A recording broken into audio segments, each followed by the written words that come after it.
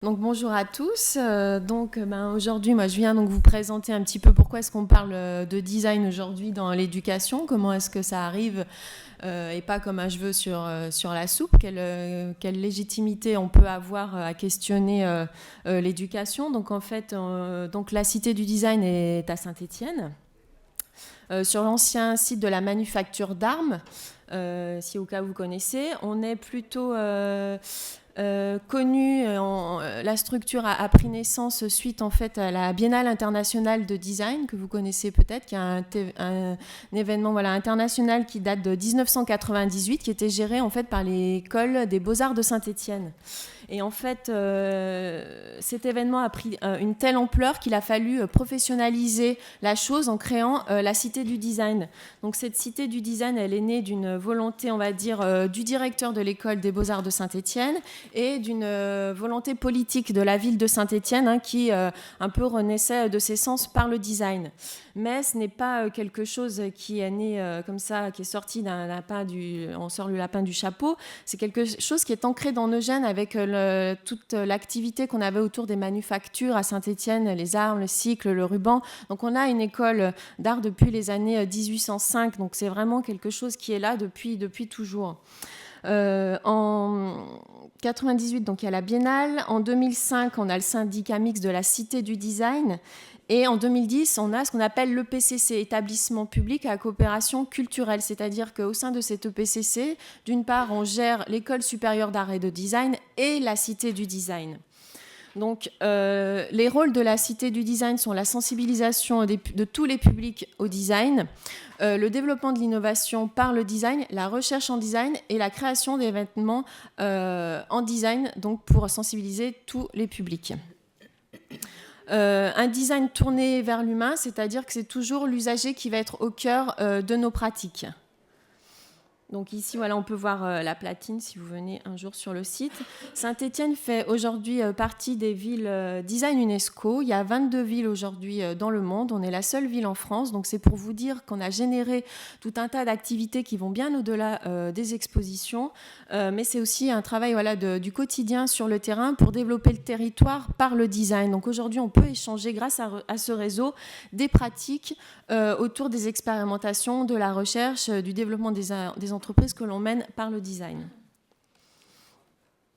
Alors, qu'est-ce que le design ? On est tellement chargé qu'on va pas vous faire un cours. C'est simplement peut-être se rappeler ceci, que le design n'est pas un style, parce qu'aujourd'hui, on entend et on lit beaucoup de choses sur le design qui devient un mot galvaudé, et qui est assimilé à ce style, cette voiture est design. Et c'est vraiment un abus de langage, parce que c'est une discipline à part entière qui est transversale. Tout à l'heure, on parlait de transversalité, c'est vraiment cette discipline qui va pouvoir toucher plein d'autres disciplines parce qu'elle ne travaille pas seule, elle travaille avec les acteurs à convoquer en fonction des sujets. Donc à retenir, l'origine du mot, c'est le dessin et le dessin. Je me projette et je dessine mon projet. Donc c'est cette idée de regarder vers l'avenir, de regarder comment est-ce que je vais mettre en forme une idée, comment est-ce que je vais accompagner la conception. Le travail du designer, ce n'est pas qu'un travail de dessinateur, c'est un travail de projection. Une discipline créative qui va bien au-delà de l'objet et des espaces, mais qui va interroger aujourd'hui les services, les protocoles, le management, les interfaces, j'ai envie de dire les modes de vie. Donc, à la Cité du Design, on a un département qui s'appelle le pôle recherche, où on est designer et architecte à travailler ensemble. On travaille autour des thématiques qu'on appelait vie numérique et mode de vie. Dans les vies numériques, on travaille sur tout ce qui est la question des data, la question de la mobilité, la question sur les modes de vie de l'éducation, la question des instabilités, la précarité énergétique, la question du logement, la question de l'alimentation, du déplacement, la question de la santé. Et depuis 7 ans, on a une activité très forte autour de l'éducation et on travaille en étroite collaboration donc, avec l'Académie de Lyon. Donc, on a commencé par un projet qui s'appelle « Je participe à la rénovation de mon école » où en fait, la ville de Saint-Étienne a des écoles très vétustes et se posait la question de la rénovation de ses locaux Et moi, j'avais une mission de sensibiliser les enfants et les professeurs au design. Donc, on s'est dit, tiens, si on mettait des designers qui allaient accompagner les enfants à se questionner sur les espaces qui étaient à rénover, c'est-à-dire qu'un objet physique de rénovation va devenir un objet pédagogique. Et donc, le designer monte des séances pédagogiques avec les enseignants pour les faire se questionner sur leur environnement. Qu'est-ce qui se passe dans un couloir? Pourquoi est-ce qu'il y a des affaires qui traînent? Comment est-ce que je peux trouver une solution? Et donc, le designer accompagne les enfants à définir les problématiques et à faire émettre des idées, des hypothèses jusqu'à la conception. Donc c'est un projet qui va de l'idée à la réalisation. Aujourd'hui, on a conçu comme ça 9 écoles. Et puis, fort de ces expériences, Saint-Étienne Métropole, qui gère tout le parc informatique, on a 300 écoles sur la métropole, nous a demandé de l'aider à rédiger son futur plan au numérique. Ça fait 10 ans que le plan existait, qui commençait à être obsolète. Les usages, on sait très bien, du numérique sont complexes et parfois très mal, les outils sont très mal utilisés. Donc on a conduit une recherche sur 9 écoles représentatives du territoire métropolitain où on a testé, on a observé les usages, on a mis en place des nouveaux outils, on a accompagné les professeurs dans les projets pédagogiques, on a observé les nouvelles postures d'apprentissage, on a questionné donc la question de la maintenance, la question de ranger l'outil informatique. Et donc ça, on vient de livrer en janvier 2016 de cette année toutes nos préconisations. Et donc Saint-Étienne Métropole va après se servir de nos recherches pour éditer son futur plan numérique. Donc c'est pour vous dire voilà, jusqu'où peut aller le design, c'est-à-dire que nous, on est là en ayant un œil distancié, un œil différent et un œil créatif. Fort de ces expérimentations, nous avons monté un projet qui s'appelle Innover dans l'école par le design avec nos collègues du Cardi et de Canopée de Lyon, où l'idée c'était de se dire comment est-ce qu'on peut changer les postures d'apprentissage, le timing d'apprentissage, les espaces au sein du collège. Donc on a travaillé sur un collège, j'ai terminé, donc je fais très très vite, sur un collège à Saint-Chamond avec 10 écoles environnantes où on a convoqué en fait une équipe pluridisciplinaire, des architectes, des designers, des sociologues, des pédagogues à observer les usages au sein du collège et des écoles, à se servir d'un outil qu'on appelle l'état de l'art que Clémence va vous présenter, ça sera le deuxième temps de la présentation, qui recense les pratiques en fait innovantes autour des questions éducatives, des espaces, des apprentissages, qui est un outil à la cité qu'on développe. On a aujourd'hui plus de 25 états de l'art sur des questions spécifiques. Et puis on a toute la partie ensuite de la résidence mission où une fois qu'on a un état de l'art, une fois qu'on a observé les usages, et ben on monte un labo de conception où on va émettre des scénarios, des idées pour tester ensuite in situ au sein du collège. Mais ça, on n'a vraiment pas le temps de le présenter. Donc pour faire court, je vais passer la parole à Clémence qui va vous présenter l'état de l'art. Merci.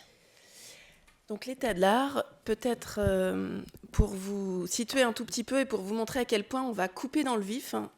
En l'occurrence, sur ce projet, c'est cette somme, à peu près 800 pages, largement illustrée. On pourrait dire qu'il y a à peu près 50% de texte et 50% d'illustration. L'état de l'art, c'est un document de recherche qui existe dans tous les domaines de recherche scientifique.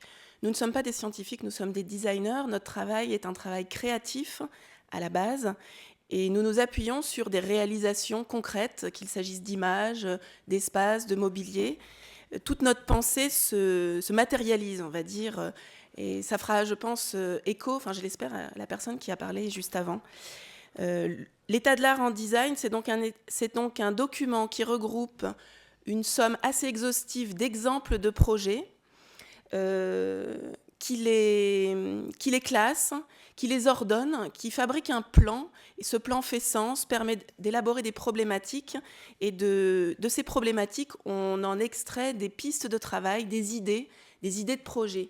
Donc en fait, cette somme-là, elle est un premier outil, on va dire, pour voir tout ce qui existe, pour récolter de l'information et de la connaissance, pour l'analyser et ensuite le transmettre comme un petit baluchon rempli d'énergie à l'équipe créative qui va être ensuite sur le terrain et qui va être menée par des designers et différents métiers sur le terrain. Peut-être... oui, voilà, c'est ça, j'ai accès au truc. Donc l'état de l'art, juste, j'ai repris très très globalement. peut-être juste important de signifier, c'est qu'il est porté donc par quelqu'un qui est designer. Il se trouve que je suis enseignante, mais enseignante en design, et j'ai tendance à dire que j'enseigne comme je fais du projet. J'ai jamais vraiment appris à être prof. Par contre, j'ai appris à faire du design.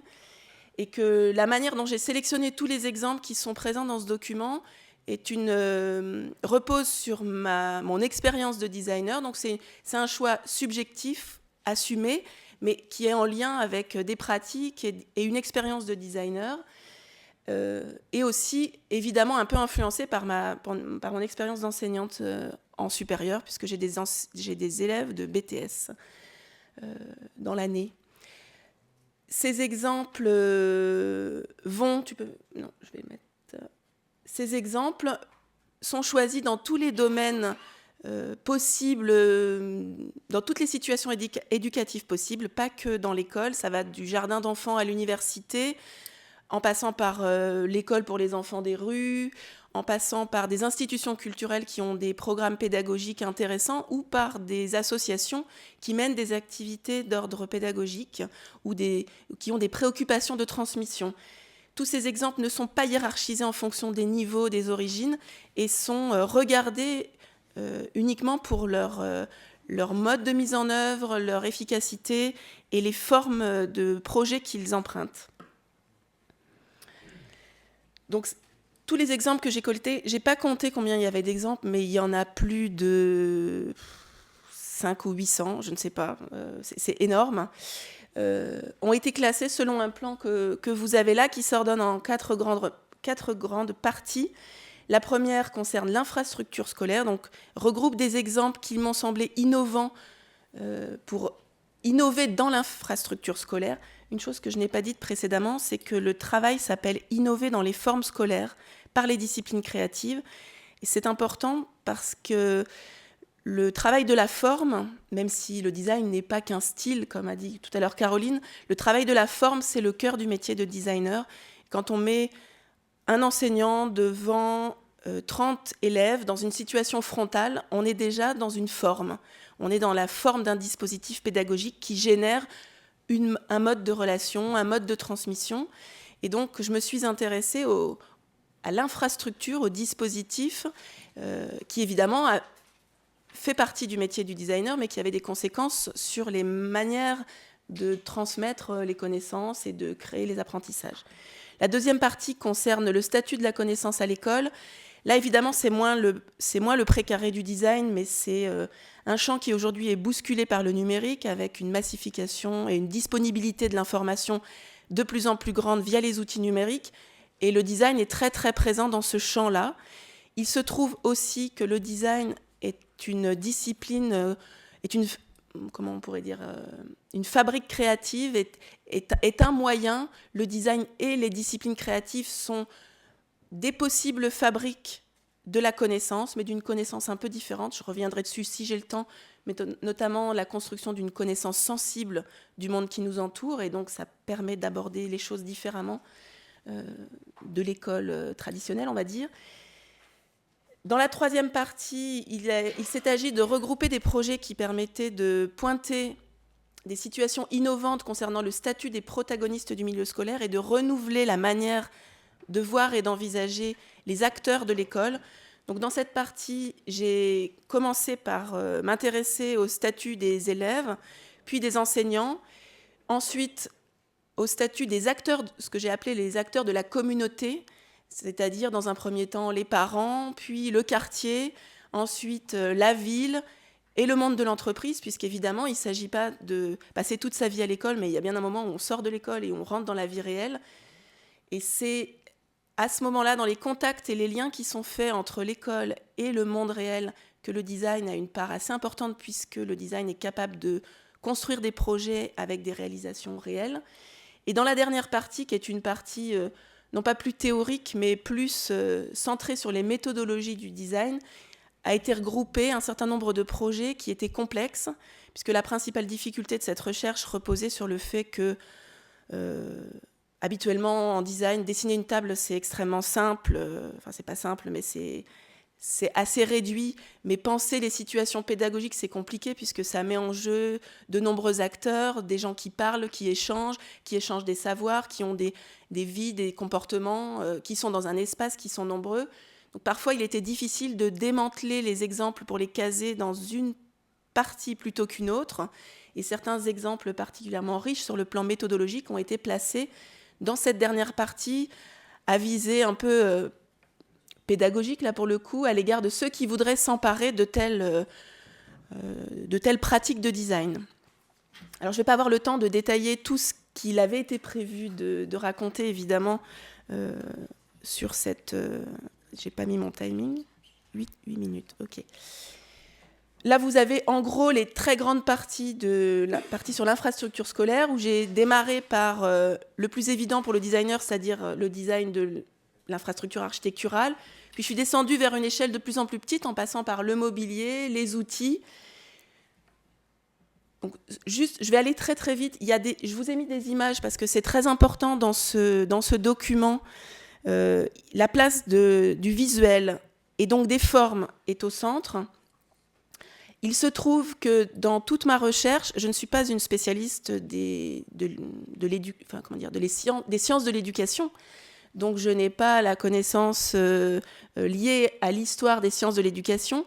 Je suis vraiment passée par les exemples d'infrastructures. Il se trouve que de nombreuses innovations d'origine pédagogique qui ont essaimé de la fin du 19e aux années 70, qui sont passées par les écoles de plein air, l'école pavillonnaire, les aires ouvertes. Donc là, je vous montre quelques exemples. Dans de nombreux pays, parce qu'il faut dire aussi que j'ai été chercher des exemples, pas uniquement en France, mais évidemment en Europe et dans le monde, et notamment aux États-Unis, voire dans des pays en voie de développement. Donc il y a des formes d'infrastructures architecturales qui ressemblent, et notamment vous pouvez voir ici des plans de tentatives, de projets d'écoles à air ouverte dans les années 70 en Angleterre, différents plans. Donc ce sont des documents que j'ai eu beaucoup de mal à tracer parce que les associations qui les avaient mis au point notamment ont disparu, si certains connaissent ce qui est devenu les archives de l'AEP, l'Association pour l'environnement pédagogique. Ce serait génial de me dire si ça existe encore. Quand on regarde ces plans, on se rend compte qu'en fait, ça ressemble très très fortement à des plans d'écoles innovantes aujourd'hui qui ont intégré les pratiques du numérique, à savoir des espaces décloisonnés, ouverts, mobiles, modulables. Donc là, j'ai mis l'école Saint-Méry à aire ouverte à Paris, qui depuis le temps a été complètement recloisonnée en partie. Donc c'est intéressant de voir qu'en fait, je ne peux pas dérouler tout le détail de ce que j'ai identifié, mais il y a des parties dans ce document sur des infrastructures scolaires dont l'origine est repensée par des pratiques architecturales vernaculaires, dont la mise au point a été pensée en collaboration et en co-conception avec les acteurs de ces écoles. Par exemple, à gauche, vous avez une école aujourd'hui disparue à Saint-Brieuc, l'école de l'Établette, qui avait été conçue en étroite relation avec des enseignants nommés sur place parce qu'ils souhaitaient participer à ce projet. Vous avez à droite un exemple d'une école qui existe encore, qui est l'Académie Fratellini, une école de cirque dans laquelle les futurs étudiants, les futurs apprentis circassiens participent clairement à la définition du plan et des proportions de l'école. Vous avez de nombreux projets dans lesquels des résidences d'artistes ou de designers permettent de concevoir des espaces à l'intérieur des écoles, comme ici cet espace de socialisation pour des jeunes collégiens à Marseille, élaboré avec un bureau de design marseillais. Vous avez aussi des innovations que j'appelle moi vernaculaires, c'est-à-dire qui naissent du terrain. Ce ne sont pas des designers qui les mettent en place. Ou ici, en bas à gauche, vous avez une enseignante aux États-Unis qui, face à l'hyperactivité de ses élèves, dégage les chaises de l'espace de la classe et amène des ballons sauteurs parce qu'ils sont mobiles, parce qu'ils permettent au corps d'être toujours en action. Et qu'on peut confronter dans un tel document de recherche à des propositions beaucoup plus standardisées, industrialisées, comme le mobilier Steelcase, par exemple, qui émane d'une grande entreprise et qui est une production en série. Oui, j'ai très très peu de temps, ça va être horrible, je ne vais pas pouvoir vous dire la moitié des choses. Dans cette infrastructure scolaire et les modes innovants que l'on peut trouver, je me suis par exemple intéressée au temps et à la découpe du temps, le temps court de la journée, le temps un peu plus long de la semaine ou de l'année, le temps très long du parcours scolaire. Et je vous montre ici par 2 exemples extrêmement différents et simples qu'il s'agit bien d'un cadre et d'une infrastructure qui est à repenser. Vous avez à gauche un projet de l'UNESCO pour la création de centres d'accueil pour enfants des rues qui pense le temps scolaire 24-24 en se disant il y a des enfants, on ne peut pas les toucher dans des horaires scolaires spécifiquement cadrés. Certains dorment dans les rues. Si c'est la nuit qu'on doit les toucher, il faut que l'école soit ouverte 24 heures sur 24. Ce qui est essentiel, c'est de les accrocher, de les faire entrer dans l'école et ensuite on pourra construire une relation. Un exemple complètement différent est ce projet de workshop furtif qui est mené par une marionnettiste dans une école dans le cadre d'un projet de recherche beaucoup plus large dont je ne peux pas vous détailler ici le format et qui propose à l'heure de la récréation une petite activité extrêmement simple avec du papier et des ciseaux. Ça se situe dans un couloir, ce n'est pas du tout un espace d'apprentissage en principe, c'est juste à côté des toilettes, c'est complètement informel. Les enfants peuvent venir, repartir, participer, regarder sans participer, ce n'est absolument pas grave. Ça dure 5 minutes et ça participe d'un intérêt des enfants pour la présence de cet artiste dans l'école qui, par ailleurs, fait d'autres projets sur des temps plus longs. Je disais tout à l'heure, ce qui est intéressant de voir, c'est que l'arrivée du numérique dans l'école remet en place des formes scolaires abandonnées par faute de soutien, par faute d'envie, par faute de moyens parfois. Et vous avez ici toute une série de projets qui montrent ce qu'on appelle aujourd'hui des learning plazas, qui sont des sortes d'espaces de classe complètement éclatés, déstructurés, dans lesquels il y a des espaces d'assemblée. Ça ressemble plus à une agora qu'à une classe, où il y a des éléments matériels que l'on retrouve extrêmement fréquemment, qui sont des espaces de regroupement et d'échange, plutôt collectifs ou plutôt individualisés, qui s'accompagnent, là je vous montre plein d'exemples d'écoles différents, d'espaces qu'on pourrait dire d'ateliers, qui sont des espaces de prototypage, de fabrication, d'élaboration de projets plus spécifiques, et qui la plupart du temps font entrer des postures et des espaces assez informels dans la classe, comme vous pouvez le voir ici sur ces images. Je ne sais pas si on voit la souris à l'écran, où les enfants sont parfois avachis, accroupis, allongés devant des ordinateurs, et où en fait les activités se font dans des postures beaucoup moins classiques que celles que l'on a l'habitude de trouver dans des classes. Je passe sur ces choses, il reste très peu de temps. L'arrivée du numérique dans l'école déstructure et éclate l'infrastructure scolaire, peut même aller jusqu'à pratiquement sa disparition et sa dématérialisation. C'est le cas avec un projet comme celui de Shugata Mitra, Hole in the Wall. Voilà. Ce qu'il faut retenir, c'est que le numérique bouscule l'infrastructure et réactive d'anciennes innovations d'origine pédagogique. Ce qui se dessine aujourd'hui, c'est un espace scolaire ouvert, collaboratif, modulable, assez proche en fait de l'espace de travail qu'on trouve dans le monde professionnel, et ça je trouve que c'est assez intéressant, et qui s'uniformise, enfin en tout cas qui tente à effacer les différences entre les écoles primaires, secondaires et les universités. J'ai encore du temps ou plus du tout ? 2 minutes. Donc je ne pourrai pas vous parler de la partie 2. C'est pas grave. Je vais vous parler... je ne sais pas, il y a trop de projets. De la méthodologie, ouais. De la dernière partie. Dans la partie sur la méthodologie du design, entre guillemets, appliquée à des situations éducatives, j'ai sérié un certain nombre d'étapes de la pratique de design qui vont, alors je ne les ai pas toutes mises ici, mais qui vont d'une appropriation sensible du réel jusqu'à la participation des différents acteurs d'un projet, en passant par l'étude des usages et notamment la complexité des usages, et évidemment par une phase de prototypage qui, avec les mots là du design, me semble rejoindre certains des propos de l'intervenant précédent. C'est-à-dire qu'on met en œuvre ce qu'on a imaginé, on le teste, on le prototype et éventuellement on le réévalue et on le remet à l'ouvrage si ça ne convient pas. Dans toute cette partie, j'ai évidemment identifié des sites, des designers, des agences de design qui proposent des outils qu'on appelle souvent des design toolkits, des sortes d'outils prêts à l'emploi pour les non-designers, enfin à l'usage des non-designers pour appliquer des méthodes créatives de design dans les classes notamment. Il y a des sites qui existent. Il y a notamment, peut-être certains d'entre vous connaissent, l'Educational Toolkit de IDEO, qui est une grande agence de design américaine, qui propose une sorte de méthode avec plein d'étapes pour essayer de mettre en œuvre des projets d'innovation dans l'école.